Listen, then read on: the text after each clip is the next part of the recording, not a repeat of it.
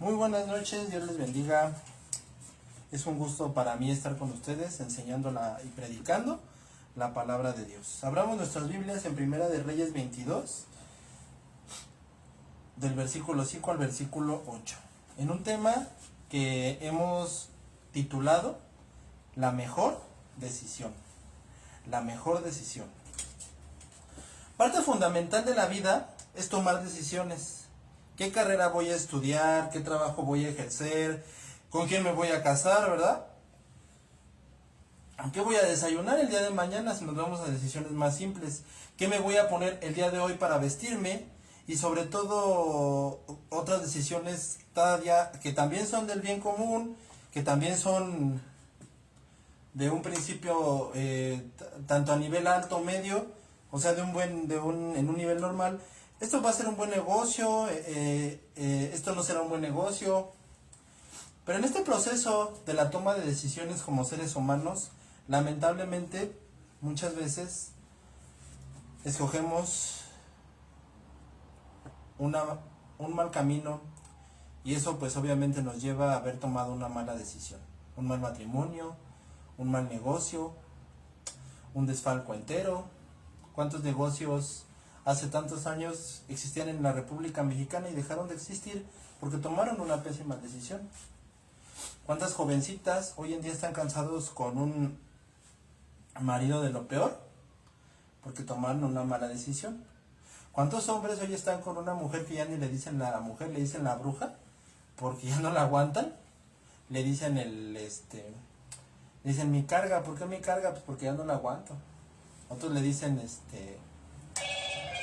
y su mujer, no, pues mi mujer es su mujer, y su mujer se sujeta. A veces mi mujer sujeta, por eso su mujer se sujeta, mi mujer sujeta, o sea, sujeta.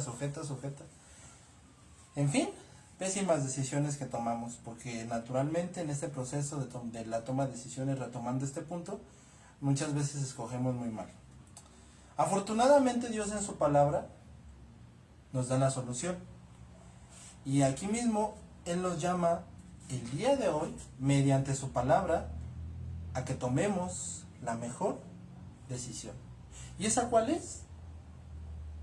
La mejor decisión es un negocio, la mejor decisión es el casamiento, no. Toma en cuenta que hoy veremos la mejor decisión. La Biblia el día de hoy te está llamando a que tomes la mejor decisión. Dios el día de hoy te está llamando a que hoy tomes la mejor decisión. El día de hoy, el Dios y Señor de toda la tierra te hace un llamado para que tomes la mejor decisión. Tomando la mejor decisión. El día de hoy, Dios te llama a que tomes la mejor decisión. Toma en cuenta que no te estoy diciendo con quién te vas a casar, no te estoy diciendo si eres feliz, no te estoy diciendo si tienes mucho dinero, no. Te estoy haciendo hincapié en que hoy Dios te llama a que tomes la mejor decisión. Así que veámosla, pero antes de eso, vayamos al Señor en oración. Señor, gracias te damos por permitirnos estar aquí, Señor, glorificando y exaltando tu nombre mediante la predicación de tu palabra. Yo te pido que tú abras nuestros oídos, abras nuestras mentes, Señor, abras nuestros sentidos y que estén receptivos a tu palabra, Señor. Que tu Espíritu en medio de nosotros, que venga sobre nosotros, Padre, para que nos entendamos las maravillas que hay en tu palabra, las verdades que hay en tu palabra, correctamente predicada, correctamente expuesta y correctamente aplicada. Te pedimos que en el nombre de Jesús, Señor, seas tú por medio de tu Espíritu Santo hablando momento, segundo a segundo. Y te pedimos, Padre, que en el nombre del Señor Jesucristo, Señor, seas tú hablándonos, seas tú llevando esta exposición y seas tú, Señor, tomando el control. En el nombre del Señor Jesucristo te lo pedimos y te lo rogamos. En el nombre de Jesús, amén y amén. Primera de Reyes 22, del 5 al 8. Y dijo luego Josafat, rey de Israel: yo te ruego que consultes hoy la palabra de Jehová. Entonces el rey de Israel reunió a los profetas, como 400 hombres, a los cuales dijo: ¿iré a la guerra contra Ramón de Galat o la dejaré? Y ellos dijeron: sube, porque Jehová le entregará en mano del rey. Y dijo Josafat: ¿hay aún aquí algún profeta de Jehová por el cual consultemos? El rey de Israel respondió a Josafat: aquí hay un varón por el cual podríamos consultar a Jehová, Micaías, hijo de Imla, mas yo la aborrezco, porque nunca me profetiza bien, sino solamente mal. Y Josafat dijo: no hable el rey así. Una vez que comenzó la época de los reyes, llamada una de las peores épocas de Israel. Una de las peores épocas empieza con el libro de los jueces, después empieza el reinado de David, después empieza la época de los reyes, y fue una de las peores épocas que pudo haber tenido Israel. De verdad, de las peores épocas que pudo haber vivido el pueblo de Israel. Entonces, cuando el reino de Israel se divide en el reino del norte, el reino de Israel, y el reino del sur, el reino de Judá, dime un solo rey bueno del norte. Yo pregunto en esta hora si existe un solo rey bueno que haya existido en el reino del norte. No existe ninguno. Los reyes de Judá, del reino del sur, tal vez sí tuvieron algo bueno. Algunos pues quebraron ídolos, otros recordaron la alabanza y adoración hacia Dios. Otros se recordaron el diezmo que se les tenía que dar a los levitas. Otros recordaron el tener bien presente las leyes de Dios. Pero de los reyes del norte, ninguno. De los reyes del norte, todos completamente estaban mal. La mayoría sin duda eran personas, de todos estos reyes, eran personas que jamás estaban dispuestas a hacer lo que Dios quería. Ellos solamente querían hacer lo que ellos querían. Esta frase tal vez la podríamos repetir y decir: es que él no quería hacer lo que Dios quería, sino que él quería hacer lo que él quería. Entonces eso lo podemos ver, ¿no? O sea, él quiere hacer lo que él quiere y no lo que Dios quiere. Pero eso es tan común, tan triste y tan devastador a nuestros días, como no te lo puedes imaginar. O sea, ¿te imaginas? Dios ordena una cosa, Dios ordena que las cosas sean de tal manera, Dios ordena, háganlo así, así reparten los diezmos. Dios les dijo claramente cómo gobernar la nación, cómo ser buenos gobernantes, cómo ser buenos reyes, cómo llevar a cabo una nación, cómo repartir los diezmos, cómo repartir las ofrendas, cómo guiar la adoración. Dios dijo cómo, Dios dio los medios, Dios claramente les dijo así, así. Solamente les toca a ustedes seguir las instrucciones. Pero ellos no querían hacer eso, decían: yo quiero hacer esto. O sea, Jeroboam y Roboam, los hijos de Salomón, que fueron los primeros que empezaron este declive de los reyes de Israel, ellos empezaron a subir el diezmo, a subir las ofrendas. Y después de eso argumentaban que era porque tenían buenas ideas. No eran ninguna buenas ideas, sino que iban y le pedían consejo a los jóvenes. Jóvenes que estaban igual o peor que ellos. Podemos ver claramente aquí a dos personajes: a Hitler y a Absalón. Hitler, ya lo hemos visto, quería imponer el Tercer Reich, quería dominar el mundo entero, quería hacer un gobierno propio y dominar el mundo entero. Una locura anarquista y dictatorial que este hombre de nuestra época había querido hacer. Y Absalón fue alguien que se levantó en contra del rey David y lo quiso matar. Absalón era hijo de David. Quiso matar a David, quiso acabar con el reino y quiso proclamarse rey de Israel. ¿Qué los movía o cuál era la motivación de Absalón y de Hitler? En el caso de Hitler era que una familia judía había abusado sexualmente de su madre y de él mismo. Y había él visto cómo los judíos, los caciques, los gobernantes, los judíos adinerados abusaban de la gente de Polonia. Entonces él, movido por esa ira en contra de los judíos, llega el momento donde dice: se acabó, ya me enojé, ya no soporto más. Y empezó esa locura movida por una ira que le habían provocado, una molestia o una molestia y una injusticia que él le había tocado vivir. Eso lo estaba moviendo, esa ira e esa injusticia lo estaba moviendo a Hitler. A Absalón fue que violaron a su hermana, su propio hermano. Amón violó a su hermana. Entonces cuando Amón viola a la hermana de Absalón, todo, un punto, ¿cómo se dice? Un paréntesis es que todo era familia de David. Pero en fin. Entonces Absalón, al darse cuenta que Amón viola a su hermana, eso lo llenó de una ira. Y David no hizo nada. El rey David no hizo nada. Sin embargo, la pobre muchacha quedó deshonrada, quedó avergonzada ante el pueblo entero, porque en aquellos años una mujer violada era una mujer completamente deshonrada. Te violaron, te trasquilaron, no vales nada. La hermana de Amón fue completamente humillada. Y Amón estaba completamente enojado por eso. Absalón estaba completamente enojado por eso. Entonces ellos, al verse enojados y al tener una justa ira, porque es lógico, pues violaron a mi hermana, pues yo quiero justicia. Hitler que dijo, abusaron de mí estos judíos, yo de grande los voy a matar a todos y cada uno de ellos. Era una justa ira, pero escogieron el pésimo camino.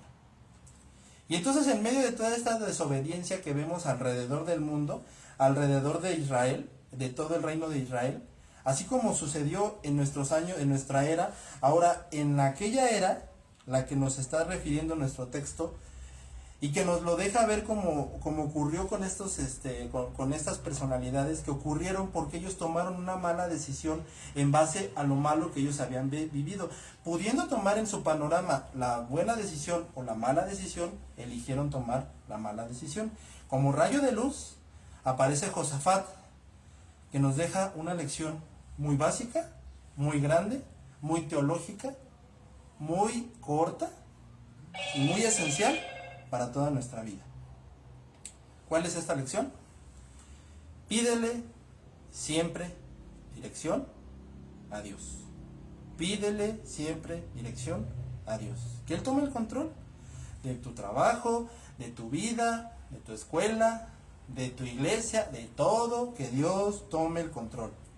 En los primeros 5 de la Biblia, Génesis, Éxodo, Levítico, Números y Deuteronomio, escuchas frases como estas: oye, si escuchares, obedezcan, seguidme, oídme, sígueme. Y todos estos preceptos los encabeza la frase Shema Israel. Oye Israel, oye Israel, ¿sí? Oye, es como cuando les jalaban las... Oye, hoy tú tienes que saber que debes obedecer a Dios. Dios es el amo y creador de toda la tierra. Por lo tanto, Él manda que se le obedezca. Él ordena que se le obedezca.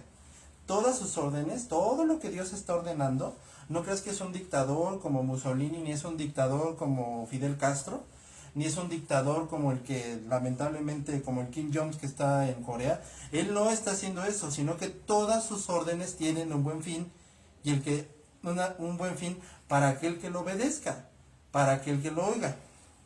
Hace tiempo recuerdo que una persona a mí me decía, es que el problema del ser humano no es el pecado, el problema del ser humano es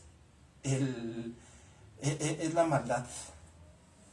Y es la maldad y la falta de... y la corrupción, así decía. El problema no es el pecado, el problema es la corrupción. Yo decía, bueno, es que realmente el pecado es el problema más grande del ser humano, porque es el pecado el que provoca todos los problemas que existen en esta tierra. Si el ser humano no fornicara con cuanta mujer se le atravesara, no habría sida, no habría gonorrea, no habría sífilis. Si el ser humano no fornicara con cuanta mujer encontrara, no habría abortos, no habría, ¿sí? La misma asociación médica, la OMS, dice que la única forma de que no existiera sífilis, no existiera gonorrea, de que se erradicaran estas enfermedades, sería que el hombre tuviera una pareja sexual. Y eso está aquí en la Biblia. ¿De dónde salió la diabetes? De la falta de control alimenticio que la gente tiene, la falta de ejercicio. ¿Por qué lo hacen? Porque no escuchan los preceptos que están aquí en la Biblia. Ajá. ¿Por qué hay tanta falta de economía, tanta falta de dinero? Ay, es que el diablo está... No. Aquí dice Colosenses, ordena, claramente que el hombre tiene que ser diligente. Los salmos son los que del fruto de lo que tú trabajares, del fruto de lo que tú comieres. El rey Salomón dice, al hombre no le queda nada más que disfrutar de lo que él ha provisto. Ajá. Pero también dice que al perezoso hasta metérsela, hasta agarrar la mano para comerla, hasta le pesa. Entonces, ¿de dónde vienen los preceptos de falta de economía? De que no obedecen lo que claramente aquí está diciendo. No porque declares o no declares, sino porque no chambeas, no trabajas. Ahí está el problema. Y cuando trabajas ni siquiera es diligente. Recuerdo que hace tiempo un pastor de Grace Community Church de la línea de John MacArthur comentaba que llegan las señoras y, es que pastor, ore por mi esposo porque no tiene trabajo. Y él les dice, madame, ¿su esposo es un perezoso? Sí, entonces ¿para qué quiere que ore yo por él? ¿Para que reprenda al diablo? Pues si el diablo, ¿qué está haciendo? El diablo ni está haciendo nada. Dicen, es más, llega el diablo y cuando llega el diablo ya no tiene que hacer nada porque ya su esposo ya hizo todo. Así de sencillo es. Si el hombre no violara los preceptos por el pecado, que el pecado es con todo lo que va en contra de la ley de Dios, si el hombre no violara esos preceptos, si el ser humano diariamente no se levantara con las ganas de no violar esos preceptos, nada pasaría. El problema es que inventamos excusas y razones por donde quiera, pero el problema siempre va a ser el pecado. Entonces, asimismo, Josafat toma una actitud inteligente, racional. ¿Por qué? Porque Josafat no era un animal. Josafat era un ser humano como tú y como yo. A los burros se les tiene que pegar para que avancen. Al caballo, si no se le jala la rienda, no se para. ¿Por qué? Porque es animal. Pero Josafat era un humano. Dios en el libro de Génesis nos enseña que nos dio un cerebro, no de adorno. No nos dio un cerebro no para que lo trajéramos, no para que dijéramos, cayéramos en misticismos espirituales y todo es espiritual y guerras. No, Dios nos dio un cerebro racional y entendible para que lo conociéramos, para que lo entendiéramos y para que entendiéramos. Por eso Dios no nos está diciendo, siente, no le dijo a su pueblo, siente Israel, déjate llevar por la revelación espiritual Israel. Le dice, óyeme, escúchame, aquí. Josafat toma la decisión de obedecer racionalmente y entendible lo que Dios le ha dicho a su pueblo. Él había entendido, tengo que obedecer a Dios. Juan Calvino dijo, no estamos hablando de negociar con el rey de Inglaterra. No estamos hablando de negociar con el rey de Inglaterra, de Escocia. No estamos hablando de una orden de un párroco, ni estamos haciendo de una orden papista. Estamos hablando de una orden directa del trono celestial. Una orden directa de Dios. Martin Lloyd Jones dijo, aquel que demanda la obediencia en este caso, no es cualquier persona. Es más, ni siquiera es una persona, es el amo y señor del universo, el Señor Jesucristo. Y por ejemplo, tenemos a Naamán, igual en los libros de Reyes. Naamán era un sirio que él quería sanarse de la lepra. Entonces el profeta Elías nada más le dice, bueno, aviéntate 7 veces al Jordán y vas a ser sano. Y él dijo, no, como el Jordán, pero ¿a qué tiene? Pues como 7 veces, eso que te... Obedece. Estamos hablando de ese tiempo, desde luego, O sea, obedeció y fue sano. ¿Qué es lo que podemos aprender? ¿Que te avientes 7 veces al río de los remedios? ¿Que te avientes 7 veces al Hudson? No. ¿Que hagamos ridiculez? No. Menos, para nada. Obedecer lo que Dios nos está mandando. Obedecer a Dios. Entonces el rey de Israel reunió a los profetas, como 400 hombres, de los cuales dijo, ¿iré a la guerra contra Ramón de Galat o la dejaré? Y ellos dijeron, sube, porque Jehová la entregará en su mano. Y ellos dijeron, sube, porque Jehová la entregará en su mano. Esta era una propuesta muy audaz de Josafat hacia Acab. No era de sorprenderse que Acab, desde luego, escogería profetas que le dijeran lo que él quería oír. Acab, el rey de Israel, en ese momento trajo a los profetas que él deseaba de escuchar. 400. Nos damos cuenta, no dijo que trajo a 5 o 6, no, abundaban. O sea, en la Biblia existen 66 libros, entre los cuales figuran los nombres de los profetas verdaderos de Dios, de verdaderos profetas de Dios. En la Biblia hay apóstoles de los cuales nada más son 12, y hoy en día tú dices quién es apóstol en este mundo, o tú te metes a internet y buscas quién es apóstol y encuentras a 10,000 apóstoles, cuando los únicos apóstoles son los 12 que están en este libro.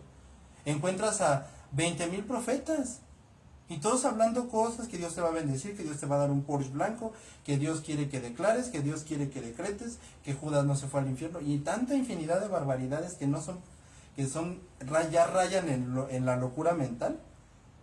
Y todos ellos están proclamando cosas que para nada son ciertas.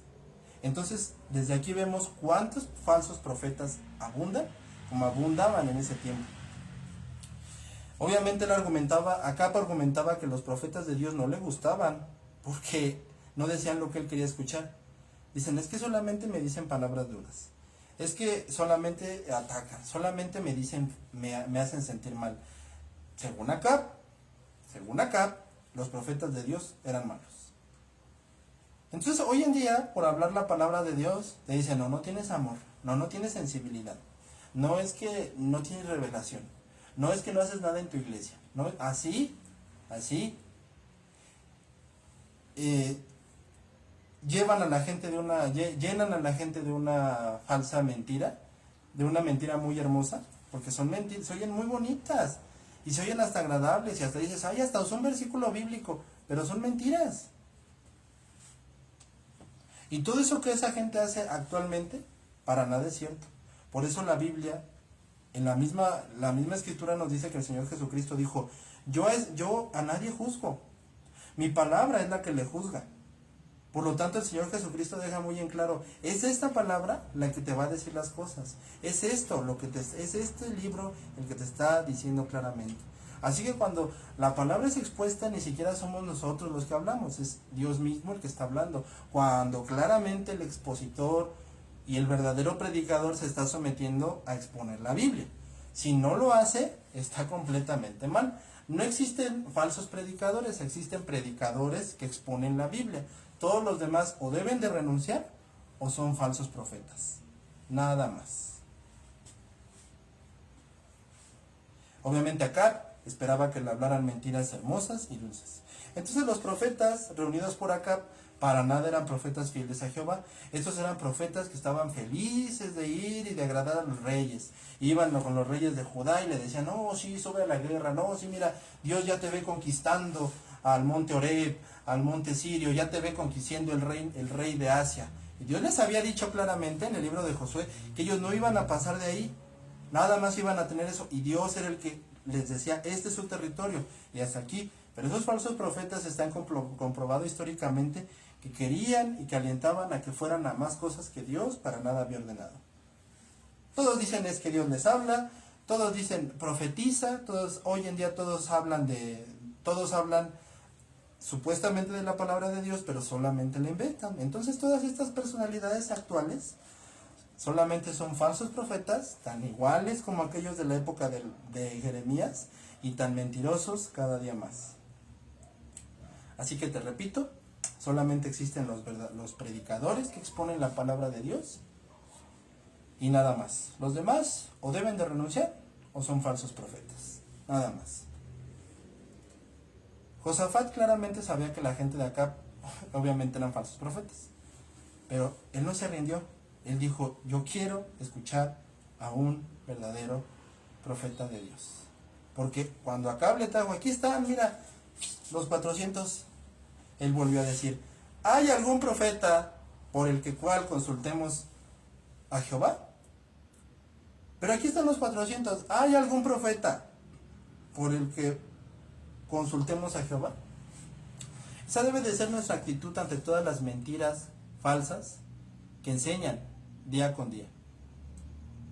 Con mucho respeto, con todo esto no es de Dios y yo no lo puedo seguir.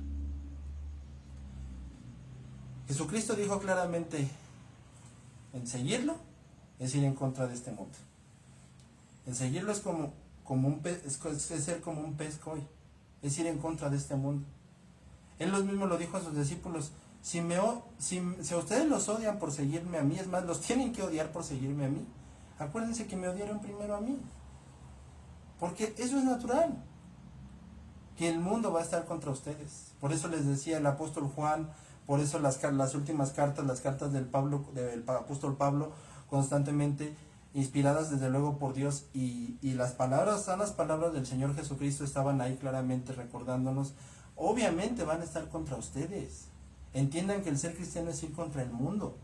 No se amalguen en este mundo, no acepten las doctrinas de este mundo, no busquen las doctrinas de este mundo, no acepten lo que este mundo les diga, por más hermoso que se escucha, por más poético que se escuche, por más sincero que se escuche. Si eso no concuerda con la palabra de Dios, olvídalo, aunque eso implique ir en contra del mundo. Ese es el precio por seguir a Cristo.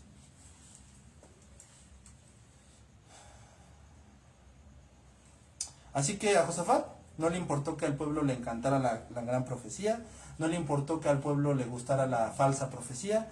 A Josafat lo tenía sin cuidado si el pueblo estaba y le encantaba la falsa profecía. Josafat fue contra todos por escuchar a un verdadero profeta de Dios.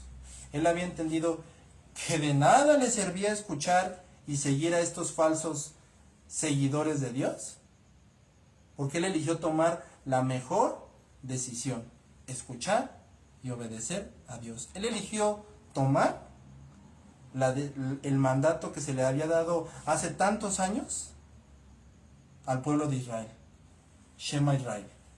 Él eligió escuchar a Dios. Aunque los gobernantes estuvieran eligiendo a los falsos profetas, aunque el pueblo rogara por escuchar a un falso profeta, a Josafat no le importó eso. Él dijo, yo voy a escuchar a Dios. Nada más. Aunque eso implique ir en contra de los demás, desafortunadamente así es. Y aunque eso lo implique, con todo respeto, no puedo yo seguir eso, no puedo yo escuchar eso, porque eso no está de acuerdo a la palabra de Dios. Esto no va a favor de Dios, entonces lo siento mucho, yo no puedo seguir eso. Aunque eso implique ir en contra de todo el mundo, que primero es Dios. Aunque eso implique ir en contra del mundo, primero es Dios. Martín Lutero en Wittenberg dijo lo siguiente: si no se me convence con testimonios bíblicos, razones evidentes, y si no se me persuade con los mismos textos que yo he citado, y si no se sujetan a mi conciencia, si no se sujetan a la palabra de Dios de la cual yo soy cautivo, yo no puedo ni me voy a retractar de nada. Resumidas cuentas, si no es la Biblia la que te lo ordena, no obedezcas. ¿Pero eso implica ir en contra de los demás? Muchas veces sí. Pero ese es el mandato que Dios nos dio. Porque primero es Dios. Primero es Dios. Elige ante todo siempre obedecer a Dios. Josué, al final casi del libro, puso al pueblo de Israel a decidir a quiénes seguirían. ¿Van a elegir a Dios Todopoderoso, a Jehová de los ejércitos que los sacó de Egipto? Al Dios invisible, poderoso, que se reveló a ustedes en el monte Sinaí, que se reveló a todo el mundo mediante la creación y mediante la escritura, que todo el mundo sabe quién es ese Dios todopoderoso porque lo tienes en tu conciencia, o la misma palabra de Dios te lo dice, o la misma creación te lo revela. ¿O van a elegir a los falsos dioses, al Babalao, a la Virgen, a los ídolos de oro y plata, a nuestras emociones, a nuestras falsedades, a nuestras cosas, a todo lo que el ser humano tiende a ser un ídolo? Y Josué dijo, ustedes tomen la decisión que a ustedes bien les parezca, de verdad. Si ustedes quieren seguir adelante, miren, como gusten. Pero una cosa es muy cierta, dijo Josué, hagan lo que ustedes decidan. Pero Josué dijo, yo y mi casa, solamente a Dios, para siempre, seguiremos. Y la decisión, y llevando esto a la conclusión, la decisión más importante de tu vida el día de hoy es elegir quién será tu Señor. ¿Tú mismo? ¿Un ser humano? ¿Una persona? ¿La depresión? ¿Los problemas? ¿Las dificultades? los ídolos que el ser humano hace, yo mismo, o el Señor Jesucristo va a ser tu único Señor. Esa es la decisión más importante de tu vida. Aquel que se entregó por ti, dejó el cielo y vino a morir por ti, porque tú ni de chiste jamás te hubieras podido salvar. Esa es la decisión más importante de tu vida. Esa es la decisión más importante y más fundamental. Si me voy a casar, si voy a tener novio, si voy a ser un millonario, si el día de mañana voy a invertir en la bolsa de valores. Esas son decisiones. Pero ninguna de ellas, la que tú me quieras decir en esta hora, se compara a la decisión más importante. Si vas hoy a elegir al Señor Jesucristo, tu único Salvador, aquel que entregó la vida por ti, como tu único y verdadero Salvador. Porque te recuerdo que jamás nosotros hubiéramos podido salvarnos. Imposible. Porque Él mismo en esta hora, mediante su palabra, te deja muy en claro que la mejor decisión que tú debes de tomar es creer que Jesucristo es el Señor. Y por siempre, obedecerlo. Josafat, en medio de tanta incertidumbre, en medio de tanta falsedad, él eligió una cosa: obedecer a Dios. Y el día de hoy, Dios te dice que tú tomes la mejor decisión, la de elegir y creer que Jesucristo es tu único Salvador. Despidámonos en oración. Señor, gracias te damos por tu palabra. Gracias te damos porque es ella la que nos abre nuestros ojos, Señor, nuestro entendimiento. Gracias te damos porque tú nos recuerdas que tú nos diste un cerebro racional y entendible, Señor, para comprender tus caminos, para oírte, Señor. Te pido que nos recuerdes que en ti está nuestra protección, en ti está nuestra defensa. Por lo tanto, te pido que tú nos sigas guardando y librando de todas esas falsas profecías, de todas esas falsas enseñanzas, Señor. Y recordándonos cada día más que en ti es donde está nuestra fuerza, nuestro poder y nuestra ayuda. Te pedimos por todos nuestros hermanos, Señor, que oyen la palabra, Señor. Te pedimos aún por los que no creen en ti. Y te pedimos, Padre, que en el nombre de Jesús tú los traigas, Señor, para que crean y que confíen que tú eres el único Salvador. Y a los que somos cristianos, Señor, que tú nos fortalezcas y que nos ayudes a resistir hasta el día en que tú vengas o hasta el día en que nos vayamos contigo, Señor. Resistiendo hasta el final porque lo hacemos por la única causa que vale la pena, que es por el Señor Jesucristo. Y porque nuestra mirada no está puesta en este mundo jamás, sino está puesta allá en la segunda venida, allá en ti, allá en esa gran ciudad blanca, Señor, en la nueva Jerusalén, donde eternamente viviremos contigo todos aquellos que hemos creído y confiado que tú eres el único y verdadero Salvador, Señor. Gracias por recordarnos, Señor, que ante toda la falsedad, ante todos los problemas, ante todo el mundo que esté contra nosotros, seamos como Josafat, Señor, que eligió obedecerte a ti, eligió tu palabra, siempre eligió tu palabra, siempre eligió, Señor. Pablo y Silas, Señor, fueron golpeados, fueron detenidos incontables veces para que no predicaran el Evangelio, y aún así no les importaba, sino que estaban dispuestos, Señor, y dieron sus vidas para que esta palabra fuera predicada, Señor. Fue así, Señor, porque no les importó que el mundo estuviera contra ellos. ¿No? A Josafat no le importó que el mundo estuviera contra él, no le importó que los gobernantes estuvieran contra él, no le importó que el mundo estuviera contra él. Él eligió siempre obedecerte y seguirte a ti. A Martín Lutero no le importó, Señor, que la Iglesia Católica, la Iglesia Romana, el mundo entero estuviera contra él. Él eligió siempre obedecerte a ti.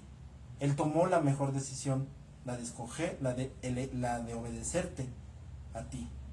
Y así también como este texto nos lo deja muy en claro, la única y verdadera decisión, la mejor decisión que podemos tener es elegirte a ti por siempre. Elegir a nuestro único y verdadero Salvador, el Señor Jesucristo. Que el Dios y Padre de nuestro Señor Jesucristo te bendiga. Nos vemos mañana.